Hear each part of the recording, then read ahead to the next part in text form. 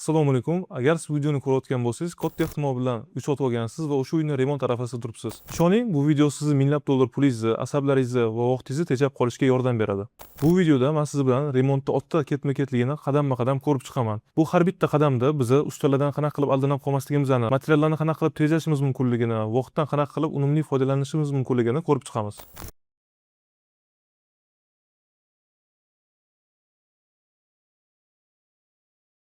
Va eng muhimi, videoning oxirida men sizga remont ketma-ketligini shablonini tashib beraman. Agar bu bola o'zi kimni bo'layotgan bo'lsangiz, o'zimni tanishtirsam, ismim Islombek, 6 yildan beri mana shu sohada ishlab kelyapman va Fover kompaniyasi asoschisiman. Shu bugungi kungacha juda ham ko'plab taniqli odamlarni ham uylarini, magazinlarini patkulush tarzda ta'mirlab topshirganmiz. Bulardan Maftuna Shokirova, Jahongir Olimov, Feruza Normatova, Indira Miftohxola ham bor. Va bundan tashqari yuzlab obyektlarni o'z egalariga ta'mirlab topshirganmiz. Hozir shu tajribalarimdan kelib chiqib, sizga uyni remont ketma-ketligi qanaqa bo'lishini, boya aytib o'tgandagi to'g'ri ketma-ketligini va uni qanaqa qilib olib borish kerakligini sizga tushuntirib beraman. Birinchi qadam dizayn loyihani chizdirish. Nimaga dizayn loyihadan birinchi boshlash kerak degan savolga javob beradigan bo'lsak, ko'pchiligimiz bilamiz, nimadir ish boshlashdan oldin albatta reja bo'lishi kerak bizda. Aynan bizdagi dizayn loyihamiz ishimizni rejalashtirib beradigan loyiha hisoblanadi. Endi keling, dizayn qilish kerak ekan. Dizayn tanlayotgan paytimizda tabiiyki har bittamiz remont boshlagandan keyin mana shu birinchi etapdan pul tejashni boshlaymiz, chunki bizdan oldimizda juda ham katta rasxodlar kutib turgan bo'ladi. Arzonchi dizayner tanlaydigan bo'lsak, bizani nimalar kutadi? Ko'plab arzonchi dizaynerlar yoki endi ishini boshlayotgan bo'ladi yoki ular asosan ob'yomga, ya'ni ko'proq loyiha chizishga o'zini fokusini qaratadigan bo'ladi. Ya'ni bunaqa holatda nima bo'ladi? Sizni uyingizni har bitta smetasi va har bitta loyihasini ketma-ketligi, razmerlari, o'lchamlari va to'liq smetasi kelib chiqmaydi. Smeta deganda aynan e'tibor beringlar, har bitta materialni bizada brendlari, qancha ketishi va o'sha materialni qayerdan olish kerakligigacha yozish to'g'ri bo'ladi deb o'ylayman.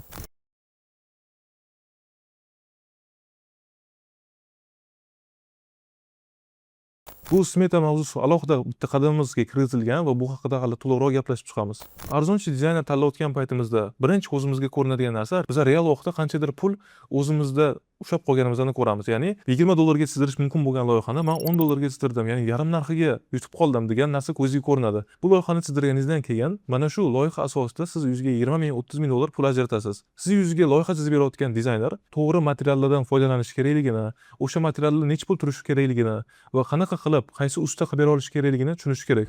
Misol uchun tushuntiraman, siz uyingizda yog'ochli dekor elementlardan foydalanishni xohlaysiz, yog'och panellardan. Aynan mana shu narsaga alternativ yechim bera oladigan dizayner bo'lish kerak. Deylik, sizni yog'och elementlarga pulingiz yetmasa, aynan shuni ko'rinishini beradigan boshqa stroy materiallarimiz bor. O'sha narsadan foydalanish, o'sha narsa necha pulga tushishini sizga yetib bera olish kerak.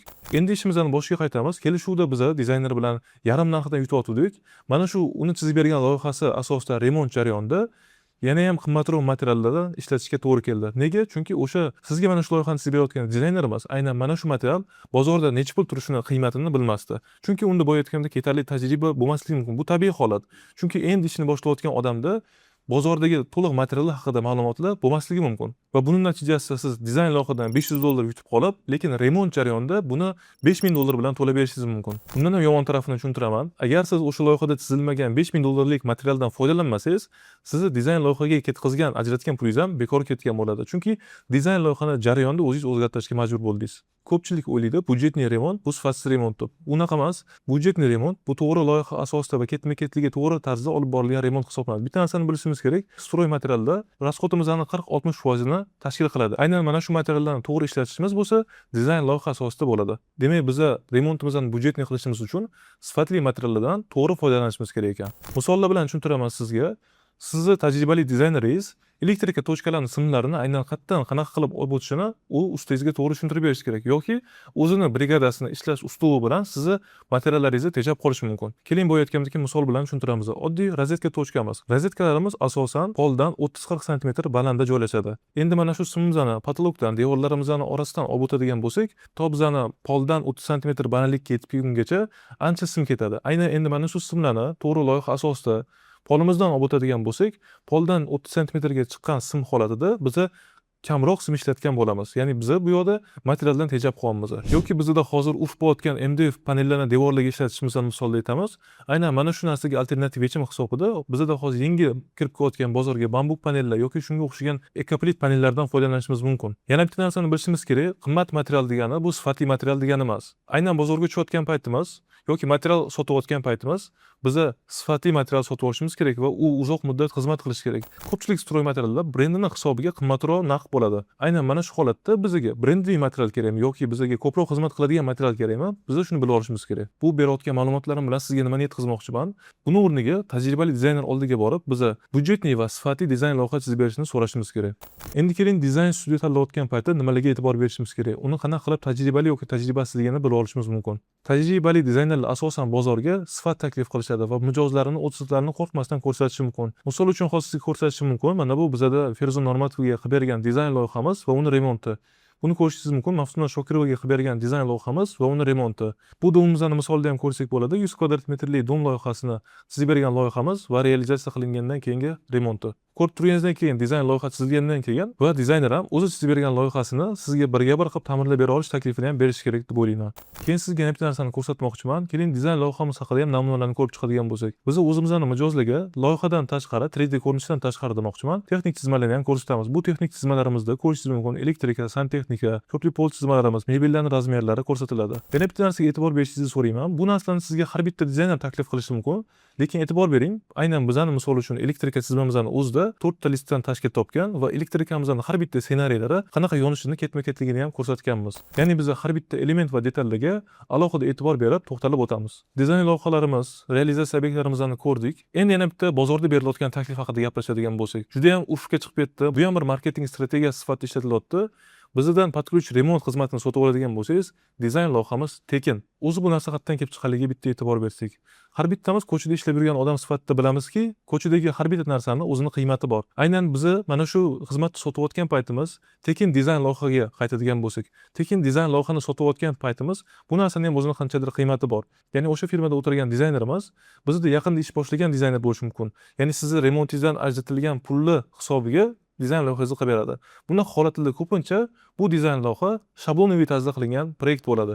Ya'ni umumiy bitta loyiha qilinadi, o'sha loyihani qaysidir qismlari o'zgartirib sizga topshiriladi, sizni yuzi razmerlarga moslab. Dizayn loyiha bu individual tarzda qilinishi kerak bo'lgan narsa deb hisoblayman. To'g'ri, agar siz bazaviy tarzda remont qilib va o'sha uyga kirib olmoqchi bo'lsangiz, bu siz uchun zo'r alternativ yechim hisoblanadi. Ya'ni tekin dizayn loyiha. Lekin agar siz professional tarzda pul ajratib, mana shu uyingizni individualniy chiroyli tarzda dizayn loyiha qildirmoqchi bo'lsangiz, sizga bu berilayotgan taklifni qabul qilmasligingizni tavsiya qilgan bo'lardim.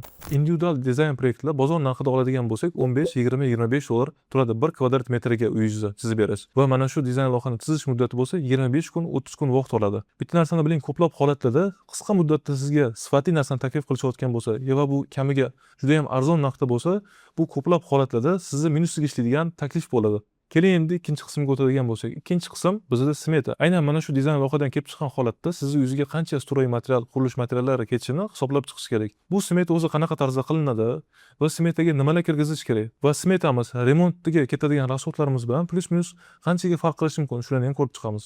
Buni men o'zimiz mijozlarimizga qilib bergan smeta misolida tushuntiradigan bo'lsam, ko'rishingiz mumkin, bizlar dizayn loyihani chizganimizdan keyin aynan mana shu dizayn loyihaga qancha metr truba ketadi, qancha metr sim ketadi va mana shu simlarning qalinligi, kattaligi qanaqa, patologimiz uchun qancha gipsokarton, kafelimizning kvadraturasi qancha va bu kafellarimiz va bu stroy materiallarimiz nech pulligi va qayerda sotishigacha yozib ko'rsatamiz. Va e'tibor berib o'ting, mana shu smeta xizmatimiz bizning dizayn loyiha xizmatimizning ichida hisoblanadi.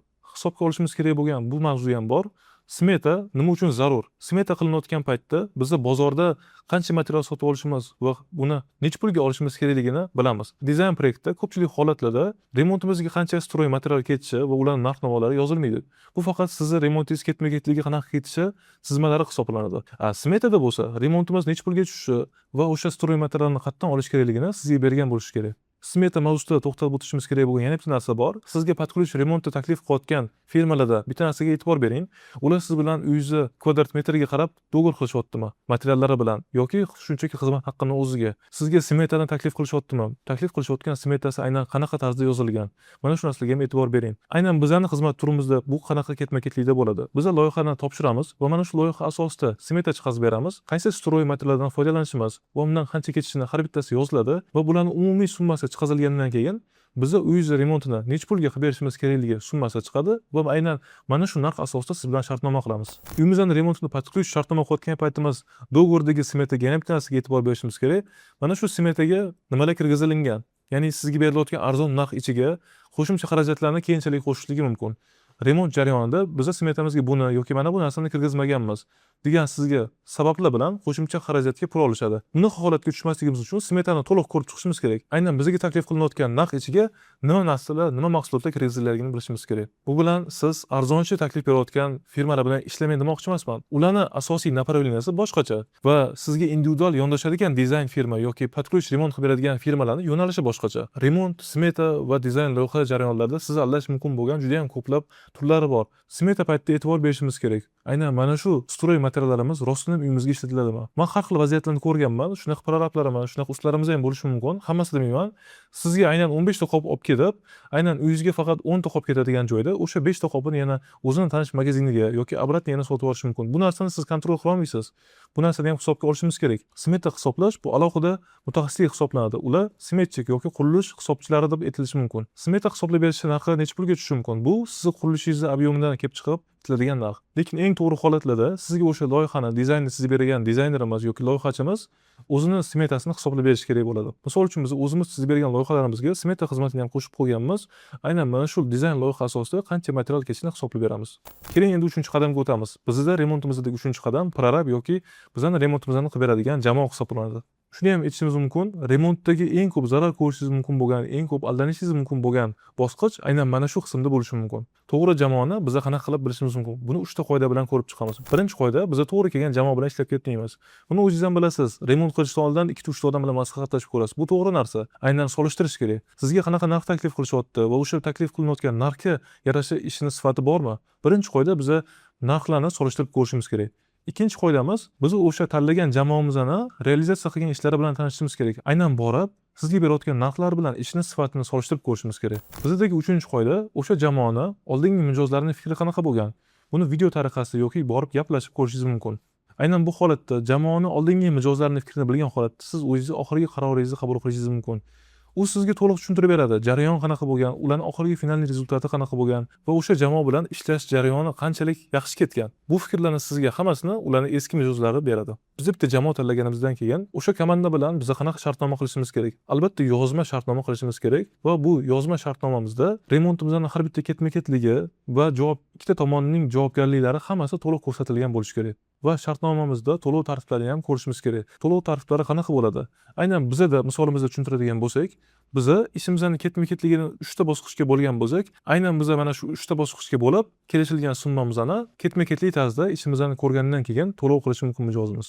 Ko'pchilik holatda eshitgan bo'lishimiz mumkin, remont qilgan odamlardan ustilardan aldanganligini, ustilar ishini vaqtida topshirmaganligini yoki nimadirdan kamchilik chiqqanligini biz ustilarni nazorat qilishimiz uchun albatta uni ustidan bitta prorabimizni nazorat uchun qo'yishimiz kerak. Ya'ni siz fizический tarafdan ustalarni doimiy nazoratda ushlab tura olmaysiz. O'zingiz ishlaringiz, o'zingiz qanaqadir rejalaringiz bo'lishi mumkin. Va mana shu jamoani ustidan nazorat qiladigan bizda prorab bo'lishi kerak. Va bu prorabimizda ham tajribali prorab bo'lishi kerak. Ya'ni mana shu jamoani boshqara olish undagi salohiyatlarni ko'rib savol-javob qilib bilishimiz mumkin. Va albatta bu prorabimizni ham oldingi ishlari bilan tanishib chiqib, oldingi mijozlarini, o'tsizlarini bilishimiz kerak. Va shu tarzda prorabimizni ham tanlashimiz mumkin. Keling siz bilan ikkita vaziyatda solishtirib ko'ramiz. Birinchi holatda biz ustalarni o'zimiz topishimiz kerak va tajribali prorab topishimiz kerak bu ustalarni ustidan nazorat qilishimiz uchun. Va aynan mana shu holatda biz prorabimiz va ustalarimiz o'zaro orasidagi munosabatni ham to'g'ri yo'lga qo'ya olishimiz kerak. Undan ham yomon tarafi, aynan qurilish bo'yicha mijozlarimizning ko'pchiligida bilim bo'lmaganligi sababli to'g'ri jamoa va to'g'ri prorab tanlolmaydi va mana shu holatda xatoga yo'l qo'yadi. Keling endi ikkinchi holatni ko'rib chiqamiz. Ikkinchi holatda, ya'ni podключ remont qilib beradigan jamoa bilan shartnoma qilsangiz, o'sha jamoada o'zini ustalari, o'zini prorabi, o'zini dizayneri va o'zini kerak bo'lsa qurilish materiallar bilan shug'ullanadigan do'koni ham bo'ladi. Va bularni hammasi bitta odam javobgarligi ostida bo'ladi. Buni ham o'zimizning misolimizda tushuntirishimiz mumkin. Mana shu uyimizni ko'rsangiz bo'ladi. Bu uyimizni podключ ta'mirini o'zimiz qilib berganmiz va mijozimiz deyarli uyga kelib, bu obyektimizni ko'rmagan, to'liq o'zimiz unga har bitta etaplarni ko'rsatib turganmiz. Va shu sababdan bu mijozimiz ortiqcha asabbuzarchilikdan va ortiqcha vaqtini ketkazishdan o'zini saqlagan. Shu sababdan sizga tavsiyam iloji boricha uyingizni podключ remont qiladigan jamoaga topshiring. Chunki sizni vaqtingiz va asablaringiz iloji boricha kamroq ketadi. Videoni oxirigacha ko'radigan bo'lsangiz, dizaynerga qanaqa qilib to'g'ri texnik zadaniya berish hujjatlarini sizga tashlab beraman. Endi bizda 4-qadam bu etapda biz siz bilan to'g'ri material tanlashni va to'g'ri stroy material sotadigan magazinlarni tanlashni o'rganamiz. Bu sizga aytdim, remontdagi 40-60% pul bizda stroy materiallarga ketadi va biz bu narsani juda ham to'g'ri, xatosiz tanlashimiz kerak bo'ladi. Bu yerda bizga kerak bo'ladigan va bizga zo'r yechim bo'ladigan narsa bitta magazin bilan ishlash. Va aynan mana shu magazin o'zi sotgan qurilish mollariga garantiya berishi va mana shu sotgan mollarni ortib qolganini qaytarib olish kerak. Ko'pchilik holatlarda har xil magazinlarga kirib arzonroq material topishga harakat qilishadi mijozlarimiz. Bunaqa holatda nima minus taraflari bo'lishi mumkin? Va yana bitta narsa, bu aytgan garantiyamiz bir xil magazinlar bizga sotgan materiallariga garantiya beradi. Bir xil magazinlar bo'lsa, o'zi sotgan materialga garantiya bermaydi va ba'zi magazinlar sotgan materiallarni qaytarib oladi, ba'zilar bo'lsa qaytarib olmaydi. Shu sababdan bitta ishonchli magazin bilan ishlashingiz kerak va bu magazindagi tajribali sotuvchilar ham sizga bu qurilish mollarini nimaga ishlatish kerakligini va qanaqa holatda ishlatish mumkinligini ham o'zligi aytishadi. Bitta magazin bilan ishlashning yana plyus taraflaridan bittasi, siz ko'p material olganingiz hisobiga o'sha magazin sizga ko'proq bonus va skidkalarni berishi mumkin. Va hammasidan ham eng zo'r qulay tarafi qurilish mollariga bog'liq bo'lgan muammolarning hammasi bitta magazindan hal bo'ladi. Tajribasiz qurilish mollari sotadigan magazinlar bilan ishlagan holatlarda ko'rganmiz mijozlarimiz noto'g'ri materiallar sotishgan. Misol tariqasida aytadigan bo'lsak, malyarka etabida ishlatilgan stexnoxoz qog'ozimiz bor. Aynan mana shu qog'ozimiz aynan o'zini kreyda yopishtirilishi kerak. Shuna holatlar bo'lgan, bizning mijozimiz o'sha magazindan o'zi material olib kelib bergan holatlarda stexnoxoz uchun obойный kleylar yoki boshqacharoq kleylar berib olgan holatlar bo'lgan. Agar bunaqa holatda tajribasiz ustalar ham bo'ladigan bo'lsa, aynan bu qimmat materiallarni bir-biriga to'g'ri kelmaydigan holatlarda ishlatilganda remontimizning final rezultati bizning ko'nglimizga chiqmaydi yoki uzoqqa xizmat qilmaydigan remont hosil bo'lib qoladi. O'zi bu holatda ham eng zo'r yechim siz podключ remont qilib beradigan firmaga topshirgan holatingizda o'zini stroy materiallar sotadigan magazinni bo'lgan podключ firmalarga topshirishingiz kerak. O'zimizni misolda aytadigan bo'lsak, aynan bizning ham doimiy tarzda ishlaydigan stroy material magazinimiz bor va doimiy qurilish mollariga bog'liq bo'lgan masalalar shu magazindan hal bo'ladi. Endi bizda 5-qadam biz dizayn loyihasini chizdirdik, smetani qildik, o'zimizga remont qiladigan jamoani tanladik. Remont jarayoni qanaqa ketayotganligini, sifatli yoki sifatsizligini nimadan ajratsak bo'ladi. O'sha siz tanlagan jamoa sizga remont jarayonida deyarli kunlik bo'lgan hisobotlarni topshirish kerak. Ya'ni 2-3 kunda bir qilingan ishlar haqida sizga ma'lumotlar berib turish kerak. Va bu ma'lumotlar video yoki rasm tarzida yuborilishi kerak. Buni ham men o'zim misol aytadigan bo'lsam, biz bitta guruh ochamiz podключ olgan obyektimiz haqida va o'sha gruppamizda har 2-3 kunda bo'lgan rezultatlarni mijozimiz bilan tashlab ko'rsatib ularga ulashib turamiz. Remontimizga ketma-ketligini sizga qisqacha tushuntiradigan bo'lsam, birinchi o'rinda elektrika, santexnika, suvoq ishlari bo'ladi. Keyingi etapda gipsokarton va kafel ishlari va bundan keyin bizda отделка deyiladi, ya'ni devorimizni shpaklyovka va rang berish ishlari. Va bundan keyin biz polimizni naливной poli, laminati va chisoy qismiga o'tsak bo'ladi. Bu aytganimdek rang berish, elektrika, santexnikamizning chisoy qismlari, lyustra galagan. Ishimizning qisqacha ketma-ketligi shundan iborat. Va bu jamoaning ishi sifatsiz yoki sifatsizligini eng birinchi bosqichi elektrika santexnikasidan bilib olishimiz mumkin. Trubalarni qanaqa o'tkazgan, simlarimizni qanaqa o'tkazgan, bu narsalarni biz bemalol bilib olsak bo'ladi. Ko'pchilik holatlarda simdan o'tkazayotgan paytimiz devordan olib o'tishga qaraydigan bo'lsak, bir rozetkadan ikkinchi rozetkaga перемычка deyiladi, u xalq tilida aytadigan bo'lsak, перемычка holatda olib o'tiladigan vaziyatlarda bu asosan sifatsiz ishlar hisoblanadi, ya'ni arzonchi ishlar. Yana shu holatga e'tibor berishimiz kerak. Podключ jamoa sizga qanaqa taklif bergan, qanaqa narx va qanaqa ish sifati bergan, shunga ham e'tibor berishimiz kerak. Bu aytgandek, biz перемычка holatda olib o'tiladigan simda ko'pchilik holatlarda bu oddiyroq, ya'ni sifatsizroq ishlar hisoblanadi. Ya'ni bitta rozetkamiz agar utechka chiqib yonadigan bo'lsa, ikkinchi rozetkamiz ham bu zamikani o'tadi. Bizning holatimizda shetimizdan alohida liniya keladi. Har bitta rozetkamiz, har bitta flüshatelimizga va buning uchun bitta avtomat qo'yiladi. Remont jarayonida sizdan talab qilinadigan narsa haqida ham gaplashadigan bo'lsak, remont boshlashdan oldin sizga smeta chiqazib berilgandan keyin o'sha smetadagi pulni eng kamida 80-70% sizni o'zingizda bo'lishi kerak. Chunki remont to'xtab qolmasligi Remont bosqichi agar to'xtab qoladigan bo'lsa, bizadagi eng qimmatga tushadigan sabablardan bittasi remont to'xtatilgandan keyin faqat minusga ishlashni boshlaydi. Chunki ishimiz chaladan davom etadi. Stroy materiallarimiz hozir kundan kunga qimmatlashib ketyapti. Vaqt yo'qotganimizdan keyin smetada ko'rsatilgan narx-navolar butunlay o'zgarishi mumkin va remontimiz to'xtagan kunidan bizga minusga ishlashni boshlaydi. Remontdagi juda ko'p stressli va muammoli holatlarni sizga aytib, boshingizni og'ritadigan bo'lsam kerak. Mana shu muammo, stresslar kamroq bo'lishi uchun siz qilishingiz kerak bo'lgan ishlarni yana qisqacha aytib o'tsam. Birinchi o'rinda hamma qarorlaringizni oldindan qabul qilib oling. Remont jarayonidagi o'zgarishlar sizni bo'yatgandagi remont jarayonidagi o'zgarishlar sizni qo'shimcha stress va muammolarga olib kirishi mumkin. Undan ham tashqari bu sizga ortiqcha rasodga tushadi. Ikkinchi beradigan tavsiyam, qilayotgan remontingizga har kuni borishingiz shart emas. Haftada bir kun borib nazorat qilib turing va bunda sizda kamroq stress bo'ladi va ishga ketma-ketligidan, qilinayotgan ishlardan xabardor bo'lib turasiz. Sababi ustalar ham har kun borib unga kerak bo'lmagan savollarni berib, boshini qotirganingizni yoqtirmaydi va bundan tashqari bu narsa o'zingizga ham yomon energiya berishi mumkin. Va uyingizni remontini har kun borib ko'rursangiz, xuddiki sizda uyingizda remont jarayoni o'smayotgandek, rezultat ko'rinmayotgandek his qilasiz o'zingizni.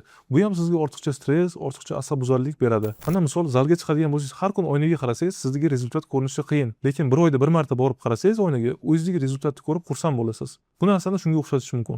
Remontimiz to'liq ta'mirlab topshirilganligidan keyin bizda 6-qadam uyimizning mebeli hisoblanadi. Ya'ni biz patruj ta'mir haqida gapirayotgandik. Bunga mebelimiz ham kiradi. Proyekt asosida remont qilingan ko'pchilik uylarimizda mebellarimiz buyurtma asosida qilinadi. Va mana shu holatda to'g'ri mebelchi ham tanlashimiz kerak. Mebelchi tanlayotgan paytimizda ham xuddi patruj remont qiladigan jamoa tanlayotgan paytimiz nimalarga e'tibor bergan bo'lsak, mebelda ham xuddi shu narsaga e'tibor berishimiz kerak. Oldin to'liq topshirgan obyektlari, mijozlarning fikrlari, sizga berayotgan shartnomada nimalar kirgizilgan, o'sha narsaga e'tibor berishimiz kerak. Va mebelda yana bitta e'tibor berishimiz kerak bo'lgan narsa, u mebelchini o'zining shaxsiy sexi bormi? O'sha sexiga borib, qilinayotgan mebellarni jarayonida ham ko'rishingiz mumkin. Keyin mebelchi tanlayotgan paytimiz mana shu loyiha asosida sizga mebelchi 3 xil narx taklif qiladi ko'pchilik holatlarda va budjetingizdan kelib chiqib, o'zingizga mos bo'lgan variantni tanlashingiz mumkin. Bu bo'lishi mumkin Krashning MDF, oddiy MDF yoki arzonroq DSP yoki akril mahsulotlari bo'lishi mumkin. Uyimizdagi mebellar remontimizni ochib beradigan eng asosiy narsalar hisoblanadi. Shu sababdan ham bu narsaga e'tiborli bo'lishimiz kerak. Endi men siz bilan bitta narsani to'g'ridan-to'g'ri gaplashib olishim kerak. Siz bilan hozir remontimizning 6 qadamlarni ketma-ketligini ko'rib chiqdik.